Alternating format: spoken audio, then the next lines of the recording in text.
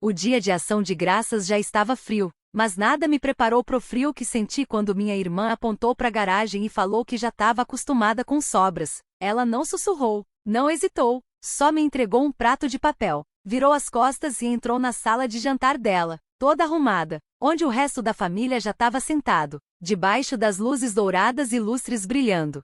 Fiquei parada por um segundo, segurando aquele prato frágil. Meus filhos, Mika e Ila, de 12 e 9 anos, estavam atrás de mim. Nenhum falou nada, só olharam para mim, esperando o que ia acontecer, e eu não consegui chorar, não na frente deles, não depois de tudo que já passamos. Então eu sorri, levei eles pela porta lateral, até a garagem. Lá cheirava gasolina e poeira. Tinha uma mesa dobrável encostada na parede, 2 cadeiras de metal e uma caixa de papelão para sentar. Sem enfeites, sem aquecedor, só silêncio, e o barulho dos garfos raspando o prato de plástico. Foi ali que a gente jantou no dia de ação de graças. Meus filhos não reclamaram, sentaram direitinho, olhos na comida. Ila ficou mexendo na torta de batata doce com o garfo. Mika apertou a mandíbula, como sempre faz quando tá tentando não chorar. E foi nesse momento que eu senti algo mudar. Eu não tava com raiva, nem mais magoada. Só olhei para eles e percebi que eu tinha parado de tentar ser aceita. Aí aconteceu uma coisa. Uma limusine preta apareceu do lado de fora da casa. Não era um carro qualquer, era uma limusine. Todo mundo lá dentro parou. Vi as silhuetas deles pela cortina da janela. Todo mundo curioso, confuso, indo ver o que era. Mas o carro não parou na frente da casa. O motorista deu a volta e parou na garagem. Desligou o motor e uma mulher saiu, alta, elegante, com um casaco azul marinho que dava para ver que era caro mesmo de longe. Ela olhou em volta e perguntou, claro como o dia, tô procurando o dono dessa casa. E quando eu me levantei, os rostos deles ficaram sem reação. Eu não tinha planejado ir para a casa da minha irmã nesse dia de ação de graças. Eu tinha prometido que o ano passado seria o último. Mas aí as crianças começaram a perguntar, a tia Verônica vai estar lá? A vovó vai lembrar meu nome dessa vez? E quando percebi, eu já estava passando um vestido usado e assando pão de milho na nossa cozinha pequena, tentando fingir que estava tudo bem. A gente mora num apartamento simples, com 2 quartos, num bairro afastado. Não é muito, mas é limpo, quentinho e cheio de amor. Eu trabalho como recepcionista numa clínica pediátrica, em turnos longos, e ainda faço uns bicos escrevendo por fora. Não sobra tempo, nem dinheiro para luxo, mas meus filhos nunca reclamam, nunca. Mika tem 12 anos, já tá mais alto que eu, ele é calado, forte, com um olhar que pensa muito. Ila tem 9, ainda acredita que o mundo é bom, mesmo que eu veja essa esperança balançar um pouquinho mais a cada ano. Na manhã do dia de ação de graças, eu estava na frente do espelho tentando decidir se minhas botas velhas ainda davam para usar. Falei para mim mesma que não era para impressionar ninguém, que era só para os meus filhos, mas a verdade é que uma parte de mim ainda queria ser notada. Minha irmã Verônica mora num condomínio fechado, onde até o lixo parece chique. A casa dela é enorme e fria, cheira a produto de limpeza caro e coisas que não se pode tocar. Ela casou bem, como minha mãe gosta de dizer. O Blake é advogado, metido, sempre com um fone no ouvido e uma opinião chata sobre a escola pública. Eles têm 3 filhos, babás, um carro de luxo, uma empregada que mal fala português. Verônica e eu não somos próximas desde a adolescência. Ela sempre foi a perfeita, notas perfeitas, cabelo perfeito, tudo certinho. Eu era diferente, a que desenhava nos cadernos, cheia de potencial, mas que nunca dava certo. Quando entrei na garagem dela, a festa já estava rolando, dava para ouvir as risadas no quintal, o som dos talheres pelas janelas abertas. Respirei fundo e olhei para os meus filhos. Vocês estão prontos? Ila assentiu, segurando a torta de batata doce que ela me ajudou a fazer. Mika só disse, vamos acabar logo com isso. Bati na porta uma vez e entrei. Ninguém veio atender. Nunca vinham. Era sempre a mesma coisa, eu entrando como uma convidada na festa da minha própria família. Minha mãe, Elaine, mal levantou os olhos da taça de vinho. Estava sentada na ponta do sofá, assistindo os filhos da Verônica fazendo um recital de dança na sala. Oi, mãe, eu falei, colocando a torta no balcão. Ela piscou para mim, deu um sorrisinho sem graça e voltou a prestar atenção nas netas. Ah, você tá com cara de cansada. Ela disse daquele jeito que parece preocupação, mas no fundo é só crítica. Aí Verônica apareceu da cozinha, toda arrumada, com um vestido de veludo e salto alto, alto demais para alguém que estava fazendo purê de batata. Ah, você trouxe alguma coisa, ela falou, olhando para a torta. Que bonitinho. Blake passou com um copo na mão, com alguma bebida cor de mel. E aí, Cal? Ele disse, usando aquele apelido que eu odeio. Ele não gosta de crianças, sempre tenta parecer superior. Ninguém ofereceu lugar pra gente sentar, ninguém trouxe uma bebida, nada, nenhuma recepção, nenhum sinal de carinho ou acolhimento. Meus primos estavam todos lá, conversando, tomando vinho, passando aperitivos de uma mão arrumada para outra, e eu ali, num canto, com meus 2 filhos, sorrindo daquele jeito sem graça que eu sempre faço. Sussurrei, filha, quer dar a torta para vovó? Eu assenti com a cabeça. Ela foi até lá e entregou como se fosse um presente importante. Minha mãe pegou, olhou por meio segundo e falou, ah, batata doce, que pitoresco. Na hora eu percebi que tinha cometido um erro vindo ali, mas já era tarde demais para sair. Estavam começando a servir o jantar e eu pensei, pelo menos a gente vai ter um lugar à mesa, só por 1 hora. Falei para mim mesma que aguentava qualquer coisa por 1 hora. Foi aí que Verônica entrou com um monte de pratos de papel na mão. Olhou para mim e eu juro, ela sorriu. Estamos com pouco espaço, ela disse em voz alta, como se quisesse que todo mundo ouvisse. Então preparei um lugar para vocês na garagem. Eu nem entendi na hora. A garagem? Repeti quase rindo, achando que era uma piada. Mas ela só assentiu, séria. É, você já tá acostumada com as sobras, né? De repente, a sala inteira ficou em silêncio. Ninguém falou nada, e aí eu entendi. Tava de volta naquele lugar onde sempre fui indesejada, esquecida, tratada como se fosse um cachorro de rua que entrou pela porta errada. Meus filhos me olharam, esperando ver o que eu ia fazer. Então eu sorri, peguei os pratos de papel da mão dela e levei as crianças para a garagem. A garagem estava fria, fria de verdade, não só no corpo, mas no coração também. A porta lateral deixava entrar vento, o chão de concreto tirava todo o calor dos nossos pés. Era um lugar feito para guardar carro, não gente, e muito menos família. Cheirava a óleo, papelão velho, abandono. Tinha uma mesa dobrável encostada na parede, 2 cadeiras e uma caixa. Nada de toalha de mesa, nada de enfeite, só um rolo de papel toalha e uns talheres de plástico bem frágeis. No canto, um dos assentos antigos dos filhos da Verônica estava empoeirado, como se fosse uma provocação. Mika sentou devagar. Ila olhou em volta. Depois pegou minha mão. É aqui que a gente vai comer? Ela perguntou baixinho. Eu confirmei com a cabeça. Ela não disse mais nada, só subiu na caixa, apoiou os cotovelos na mesa. O vestidinho dela ficou todo embolado embaixo, e ela tentou ajeitar com cuidado, como se fosse fazer diferença, como se alguém ligasse. Coloquei a comida que nos deram, umas fatias de peru meio frias, purê de batata sem molho, umas vagens que pareciam ter saído direto de um saco de supermercado pro micro-ondas. Nada de molho de cranberry, nada de pão, nada de repetir. Ninguém veio ver como a gente tava. Mika segurou o garfo por um bom tempo, antes de espetar um pedaço de peru. Por que colocaram a gente aqui? Ele perguntou sem olhar para mim. Eu não soube o que responder. Os olhos da Ila estavam brilhando, mas ela piscava rápido, tentando ser forte. A gente fez alguma coisa errada? Ela perguntou. Engoli seco. Não, minha filha, você não fez nada de errado. Mas todo mundo tá lá dentro, ela disse, e a gente tá aqui fora, não parece família. Eu mal conseguia respirar, meu peito apertado, mas não era só dor, era um cansaço de anos tentando provar meu valor pra gente que já tinha decidido que eu não valia a pena.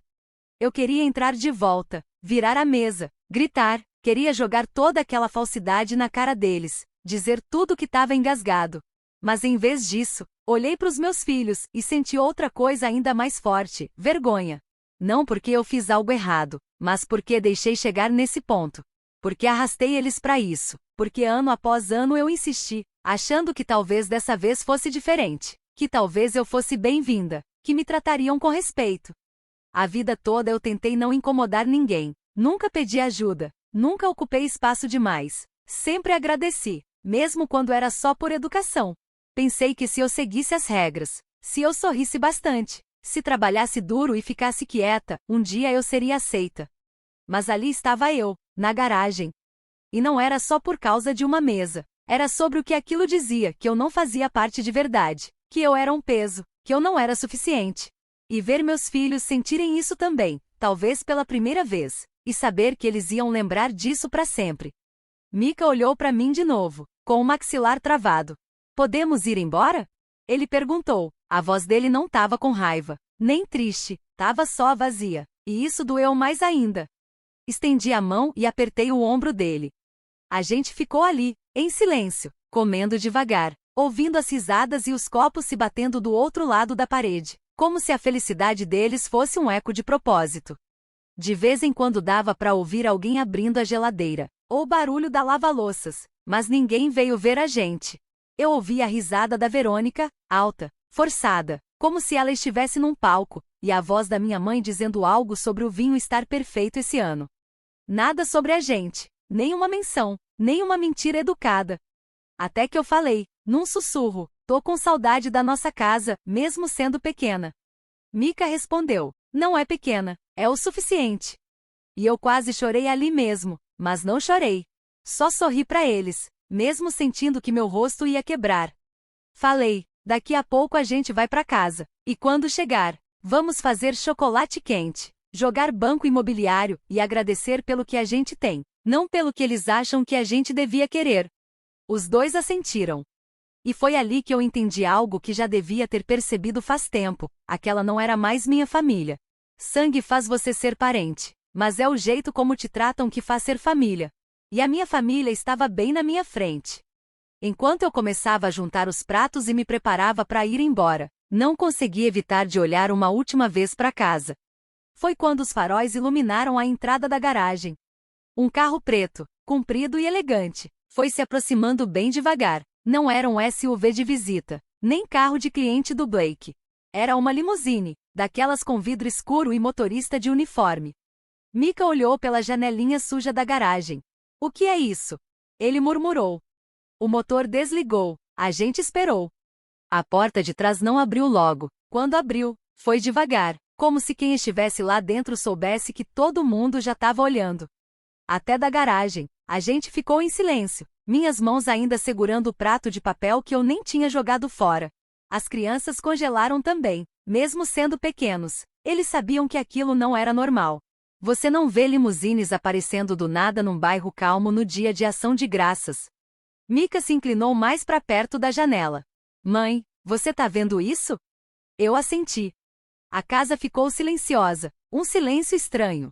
Pelo quadradinho de vidro na porta da garagem, eu vi as silhuetas na sala se mexendo, cabeças se virando, cortinas sendo puxadas. Dava para imaginar o papo parando lá dentro. O motorista saiu primeiro, usava luvas claras, uniforme impecável, disse alguma coisa para quem estava dentro, depois deu um passo para trás e abriu a porta. E então, ela apareceu. Uma mulher, talvez com quase 70 anos, elegante, alta, com os cabelos arrumados, com um casaco azul marinho longo que sussurrava, dinheiro. Não era exagerado, não era chamativo, era só verdadeiro. Ela parecia alguém importante. Mas não era o tipo de pessoa que precisava se provar. Ela não foi para a porta da frente, como todo mundo imaginava. Em vez disso, virou pro portão lateral e foi direto para a garagem. Mika sussurrou, ela tá vindo pra cá? Ila se levantou devagar, andando até mim com um olhar entre medo e curiosidade. A mulher parou do lado de fora da porta da garagem. Abri só até a metade. Ela não se encolheu com o frio, nem com o vento, nem com a visão de 3 pessoas estranhas com pratos de papel e uma mesa dobrável. Em vez disso, ela sorriu. Com licença, disse ela, com uma voz calma e suave, como se estivesse perguntando onde ficava um livro numa livraria. Estou procurando o dono desta casa.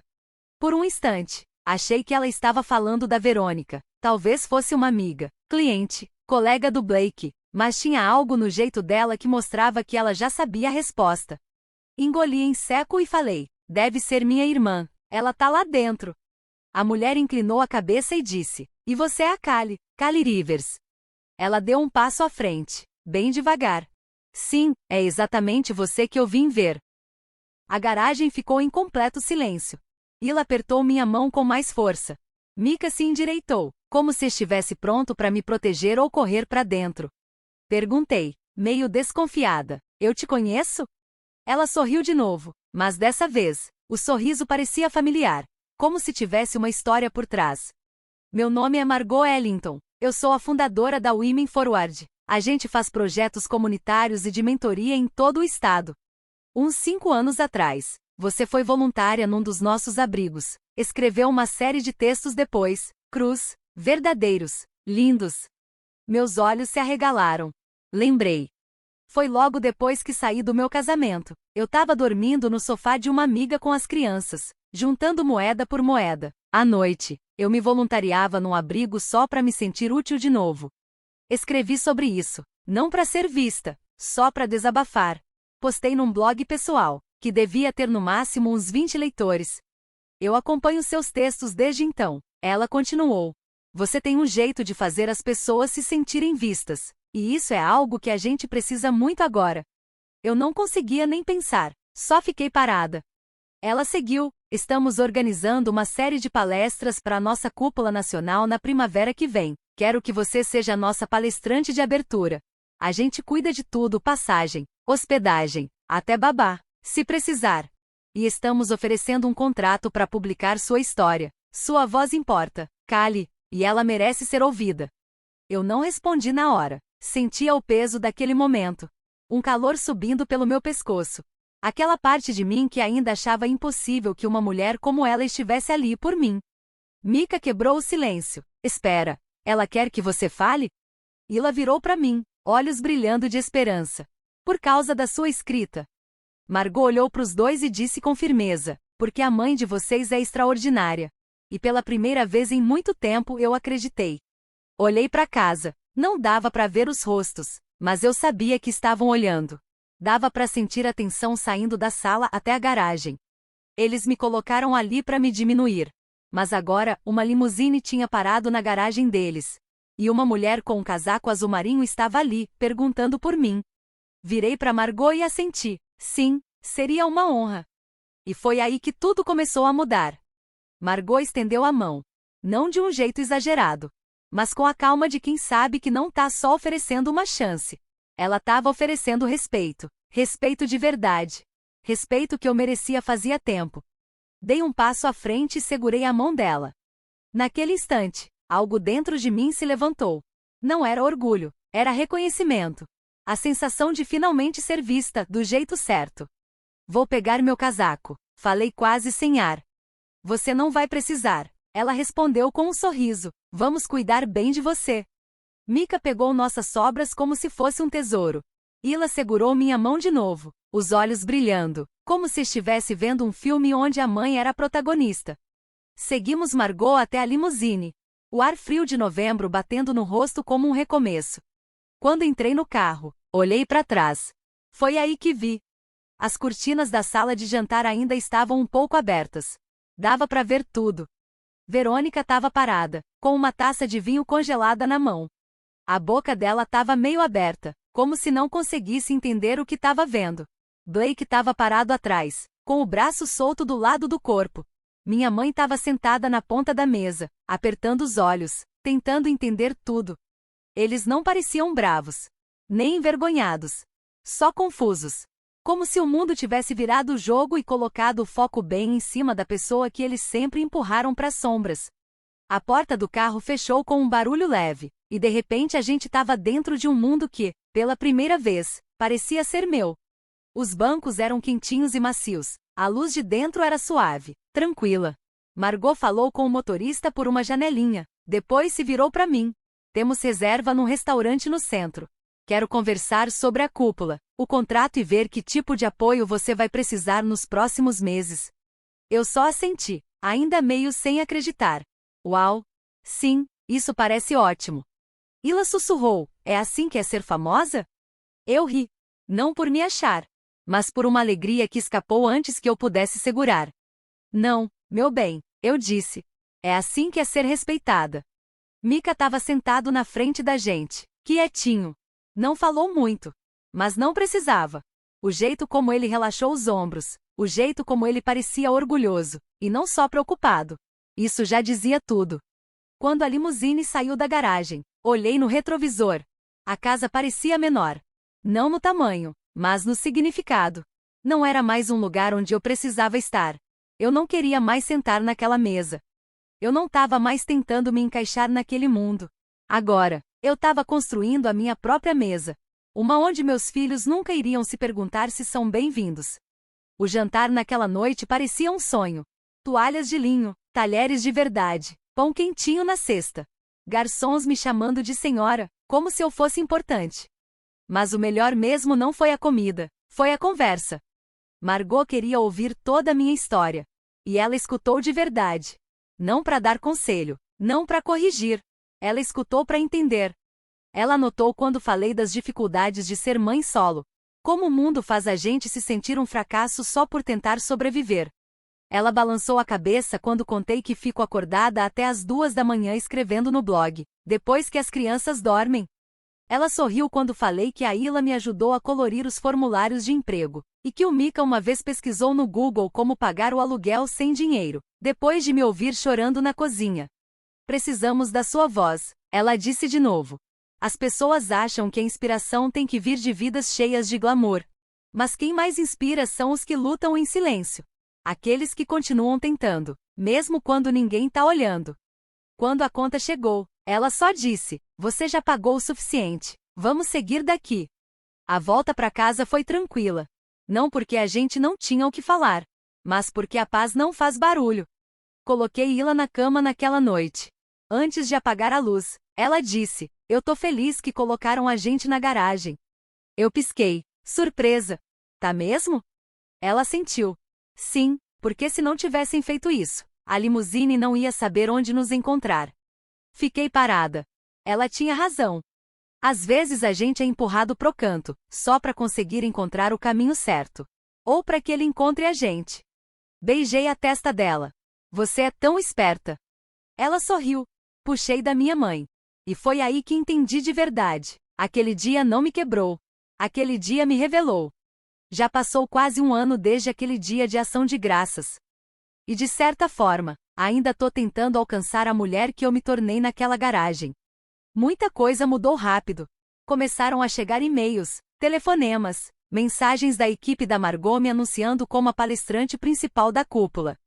E o contrato de publicação chegou com um título que me fez parar. Sua voz importa. As pessoas começaram a lembrar do meu nome. Não como a irmã da Verônica ou a filha da Elaine. Só como Kali. E isso já foi uma mudança enorme. Mas outras mudanças foram mais silenciosas. Aquelas que acontecem ali, entre uma batida do coração e outra. Quando você para de pedir desculpas por ser quem é. Quando para de se encolher para deixar os outros confortáveis. Quando finalmente acredita que sua história merece ser contada, sem precisar da permissão de ninguém. O discurso principal foi assustador e lindo ao mesmo tempo. Eu tava no palco, na frente de centenas de mulheres, COR, professoras, mães solo, estudantes, e contei a verdade. Falei da garagem. Falei dos meus filhos. Falei dos anos tentando me encaixar numa família que nunca ia abrir os braços para mim. Vi estranhos chorando.